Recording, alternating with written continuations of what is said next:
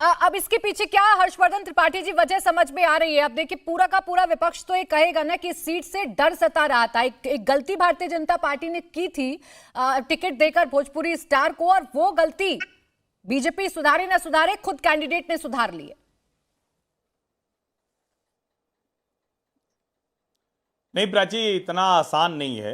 पहली बात तो ये कि भोजपुरी स्टार को टिकट देना ये कोई गलती नहीं है, लेकिन अगर कोई भोजपुरी स्टार जो किसी एक कम्युनिटी, किसी एक समाज को लक्षित करके उसका कोई गाना है, कोई वीडियो एल्बम है, और इस समय में जब इतना संवेदनशील मसला है, मैं फिर से कह रहा हूं, देखिए मैंने इसको लिखा भी है, अगर हम फिल्मी चरित्र पर जाएंगे तो शत्रुघ्न सिन्हा तो जाने कितनी फिल्मों में खलनायक थे और महिलाएं उनसे बच बच के भागती थी, तो क्या हम शत्रुघ्न सिन्हा को ऐसे देखने लगे क्या? ये बड़ा खराब होगा। ऐसे इस तरह से जनरलाइजेशन नहीं करना चाहिए। और अगर आप भोजपुरी जो कलाकार हैं वो कैसे उसके जरिए गंदगी कर रहे हैं या गलत कर रहे हैं तो उसकी एक अलग चर्चा करनी चाहिए, लेकिन निश्चित तौर पर भारतीय जनता पार्टी यहां बैकफुट पर है। आसनसोल एक ऐसी सीट है जहां भोजपुरी समाज के लोग बहुतायत में हैं, और वहां भारतीय जनता पार्टी अगर ये वाला हिस्सा नहीं होता तो बहुत शानदार चयन होता शत्रुघ्न सिन्हा के सामने। लेकिन मैं फिर से कह रहा हूं कि हो सकता है कि अब किसी और भोजपुरी कलाकार को, कुछ लोग कह रहे थे कि अक्षरा सिंह वहां से आ सकती हैं,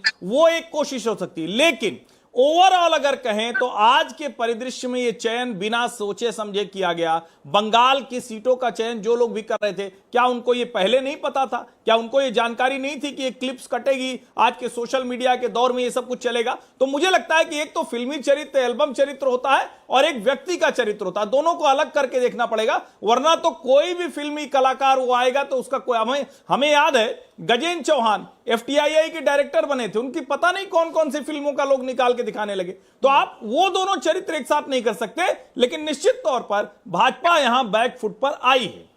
प्राची, इसमें आसनसोल के लिए शायद भारतीय जनता पार्टी के लिए मुश्किल है। पिछली बार बाबुल सुप्रियो साहब को, शायद मैं करेक्ट हूं कि बाबुल सुप्रियो साहब को दिया था, वो एमपी भी बन गए थे, मंत्री भी बन गए थे, लेकिन वो भी छोड़कर चले गए।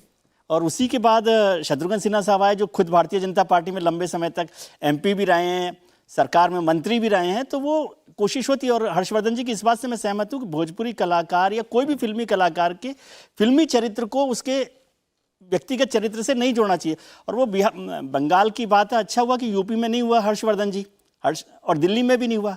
कई भोजपुरी कलाकार यहाँ पर भी हैं, और उनकी क्लिप्स निकालेंगे तो वो भी वैसी ही निकलेंगी, लेकिन वो पश्चिम बंगाल में ये किया गया। अब पार्टी ने क्या सोचा है, हालांकि मुश्किल है। और वैसे ही वेस्ट बंगाल जो है, मैं समझता हूँ इंडिया गठबंधन में सबसे मजबूत नेता ममता बनर्जी हैं, और उनसे भारतीय जनता पार्टी की लड़ाई बिल्कुल आसान नहीं होगी। तो इसलिए हर कदम पर उनको ध्यान रखना होगा कि किस तरह से इस लड़ाई को लड़ा जाए।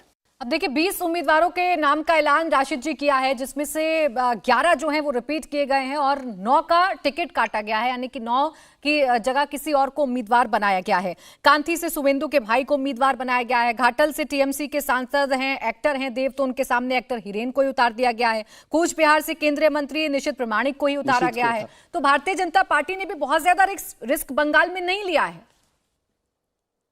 जी प्राची, देखिए बंगाल की जो, जैसे हमारे मित्र दोनों कह रहे थे, हर्षवर्धन त्रिपाठी जी भी और विजय त्रिवेदी भी, कि वहां के ऊपर भाजपा को एक बड़ी कांटे की टक्कर, एक बड़ी जो चुनौती कहीं अगर देश में मिल रही है। और एक व्यक्ति विशेष की हम जब बात करते हैं नरेंद्र मोदी की, तो एक तरीके से क्षेत्रीय स्तर पे काट करने में, पैंतरेबाजी में, राजनीति में जिस तरीके की शैली इस्तेमाल की जाती है, जो सिंबलिज्म इस्तेमाल किया जाता है, तो ममता बनर्जी बहुत सक्षम और सशक्त उम्मीदवार के रूप में आती है। और वहीं के ऊपर हमें नजर आता है कि बंगाल में भाजपा की बेंच स्ट्रेंथ जो है वो बड़ी कमजोर है। उनके पास वहां पर बहुत ज्यादा लीडर नहीं है, इसलिए वहां पर बहुत तजुर्बे की भी गुंजाइश थी कि जो भी अच्छे लोग उनको नजर आए, उनको चाहे वो विधायक हो, चाहे वो पिछला चुनाव हारे हो, उन या सांसद हो, सबको भाजपा ने मैदान में उतार दिया है और एक दांव खेल ली, क्योंकि बंगाल की लड़ाई बहुत जरूरी है। अगर भाजपा को जो 18 सीटें मिली थी उससे कमी आई तो उसके पूरी देश की, उसकी जो आंकड़ा है या जो उसकी मंशा है या जो उसकी मुराद है, उसके ऊपर बहुत असर पड़ेगा। बात आसनसोल की आती है, मुझे बड़ा अटपटा लगता है ये बात। देखिए, एक तरफ हम कहते हैं कि भाजपा में सब कुछ बिल्कुल परफेक्ट होता है, उनके पास सर्वे एजेंसीज हैं, उनकी राजनीतिक आकलन बहुत अच्छा है। तो अगर ये तमाम चीजें थी जो पृष्ठभूमि में, और मैं उसको नजरअंदाज नहीं कर रहा हूँ, देखा नहीं कर रहा हूँ, मैं कह रहा हूँ वो सब है, उसके बावजूद इतनी बड़ी चूक कि मतलब 24 घंटे में ही जो उम्मीदवार पलट गया, उम्मीदवार से कहा गया होगा कि आप पीछे हट जाओ, बैकग्राउंड चेक नहीं किया गया। तो ये तो बिल्कुल वो इंडिया अलायंस वाली बात है इंडिया अलायंस में ऐसा होता तो हम सब उसका मखौल उड़ा रहे होते, लेकिन भाजपा है तो इसलिए हम उसका ज्यादा आलोचना नहीं कर रहे, लेकिन ये आलोचना लायक चीज है।